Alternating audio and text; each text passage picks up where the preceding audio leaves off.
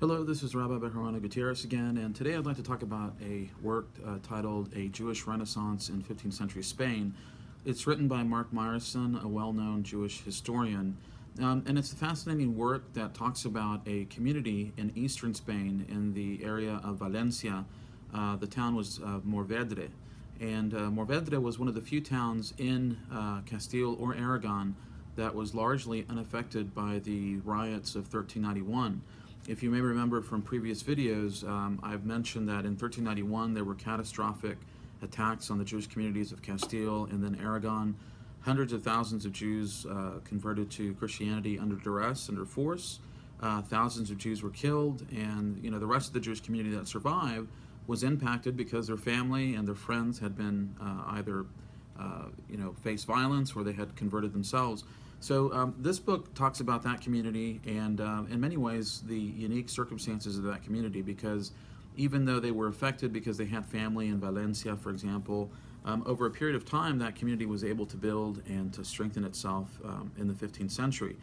What I found fascinating about the book was the personal stories that are related about Conversos and Jews. That is to say, Conversos were the individuals that had been forced to convert to Christianity, but oftentimes, as I mentioned, they had family and friends that remain openly practicing Jews.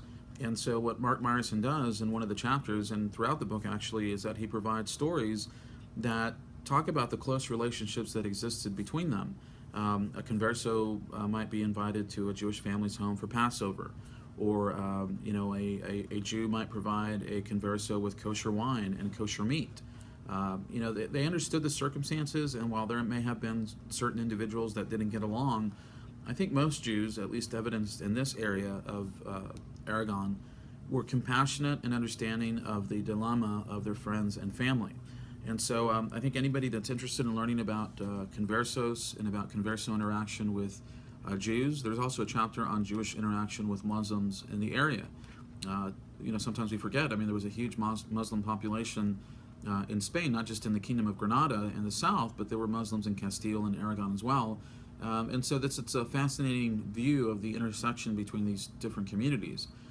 So it is perhaps a little bit more technical, it's a little bit more specialized, but I think that anybody that's truly interested in learning about Iberian Jewish history should consider this work and adding that to their list of books to read.